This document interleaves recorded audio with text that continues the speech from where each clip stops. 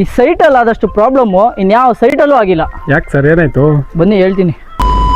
ನೀವು ಸೈಟ್ ತಗೊಂಡು ಮನೆ ಕನ್ಸ್ಟ್ರಕ್ಷನ್ ಮಾಡಬೇಕು ಅಂತ ಪ್ಲಾನ್ ಇದ್ರೆ ಸೈಟ್ ಗೆ ಫಸ್ಟ್ ಕಾಂಪೌಂಡ್ ವಾಲ್ ಹಾಕೊಂಡ್ಬಿಡಿ, ಇಲ್ಲ ಅಂದ್ರೆ ಈ ಪ್ರಾಬ್ಲಮ್ ನಿಮ್ಗೂ ಆಗುತ್ತೆ. ಹಲೋ ನಮಸ್ಕಾರ ವೀಕ್ಷಕರ, ಇವತ್ ಮಾರ್ನಿಂಗ್ ಆಲೂರ್ ಸೈಟ್ ಗೆ ಫುಟಿಂಗ್ ಮಾರ್ಕಿಂಗ್ ಮಾಡ್ಬೇಕು ಅಂತ ಬಂದಿದ್ವಿ. ನಿಜ ಹೇಳ್ಬೇಕು ಅಂದ್ರೆ ಸೈಟ್ ನೋಡಿದ್ಮೇಲೆ ಸ್ವಲ್ಪ ಶಾಕ್ ಆಯ್ತು. ಯಾಕಂದ್ರೆ ಲೇಔಟ್ ಮಾಡ್ಬೇಕಾದ್ರೆ ರೋಡ್ ಕ್ರಾಸ್ ಆಗಿದೆ, ಸೈಟ್ ಅಲೈನ್ಮೆಂಟ್ ಅಂತೂ ತುಂಬಾನೇ ಕ್ರಾಸ್ ಇದೆ. ಬ್ಯಾಕ್ ಸೈಡ್ ಕಾಂಪೌಂಡ್ ವಾಲ್ ಅಂತೂ ನಮ್ ಸೈಡ್ ಗೆ ಹಾಕೊಂಡ್ಬಿಟ್ಟಿದ್ದಾರೆ, ಪ್ರಾಪರ್ ಆಗಂತೂ ಇಲ್ವೇ ಇಲ್ಲ. ಇದೆಲ್ಲ ಇರ್ಬೇಕಾದ್ರೆ ಫುಟಿಂಗ್ ಮಾರ್ಕಿಂಗ್ ಈಸಿಯಾಗಿ ಆಗುತ್ತಾ? ನಿಮ್ಗೆ ಫುಟಿಂಗ್ ಮಾರ್ಕಿಂಗ್ ಅಂದ್ರೆ ಏನು ಅಂತ ಗೊತ್ತಾ? ಸಿಂಪಲ್ ಲ್ಯಾಂಗ್ವೇಜ್ ಅಲ್ಲಿ ಹೇಳ್ತೀನಿ, ನೀವು ಕಟ್ಸೋ ಮನೆ ಸ್ಟ್ರೈಟ್ ಆಗಿ ನಿಲ್ಬೇಕು ಅಂದ್ರೆ ಫುಟಿಂಗ್ ಮಾರ್ಕಿಂಗ್ ಮೋಸ್ಟ್ ಇಂಪಾರ್ಟೆಂಟ್ ಆಗುತ್ತೆ. ಫುಟಿಂಗ್ ಮಾರ್ಕಿಂಗ್ ಕರೆಕ್ಟ್ ಆಗಿ ಬಂದಿಲ್ಲ ಅಂದ್ರೆ ರೂಮ್ ಸೈಜ್ ಚೇಂಜ್ ಆಗುತ್ತೆ, ಎಲಿವೇಶನ್ ಲುಕ್ ಸ್ಪಾಯಿಲ್ ಆಗುತ್ತೆ, ಮತ್ತೆ ವಾಸ್ತು ಮಿಸ್ ಆಗುತ್ತೆ. ಸೊ ಇವತ್ತು ಮೇಸ್ತ್ರಿಂಗ್ ಕರ್ಕೊಂಡು ಫುಲ್ ಸೈಟ್ ಚೆಕ್ ಮಾಡಿ ಫಸ್ಟ್ ರಾಡ್ ನ ರೆಫರೆನ್ಸ್ ತಗೊಂಡು ಅದ್ರ ಬೇಸ್ ಮೇಲೆ ಸೆಂಟ್ರಲ್ ಲೈನ್ ಮಾರ್ಕಿಂಗ್ ಮಾಡ್ಬೇಕಾಗುತ್ತೆ. ಆಮೇಲೆ ಕ್ರಾಸ್ ಮೆಜರ್ಮೆಂಟ್ ಚೆಕ್ ಮಾಡ್ಬೇಕಾಗುತ್ತೆ. ಡಯಾಗ್ನಲ್ ಮೆಜರ್ಮೆಂಟ್ ಸೇಮ್ ಬಂದ್ರೆ ಮಾತ್ರನೇ ಮಾರ್ಕಿಂಗ್ ಕರೆಕ್ಟ್ ಆಗಿ ಬರುತ್ತೆ.